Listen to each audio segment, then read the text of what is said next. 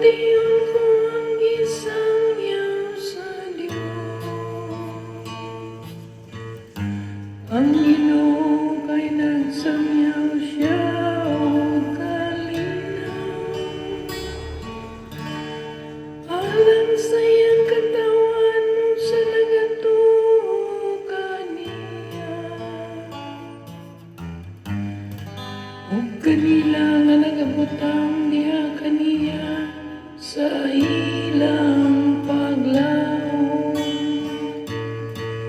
Ang Ginoo nagsulti o kalinaw, alang sa iyang katawan. Ang kaluoy ug kamatuoran nagatabo, ang katarong ug kalinaw maghagkanay.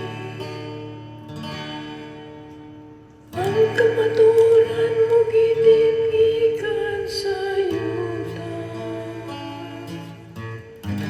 ug ang katarong mo gikan sa langit. Ang Ginoo nagsulti o kalinaw, alang sa iyang katawan. Ang Ginoo hatag sa iyang mga kaayuhan, ang atong yuta mo hatag sa iyang abot. Ang katarong maglakaw sa iyang atubangan, ug ang kaluwasan diha sa iyang pag-aagian.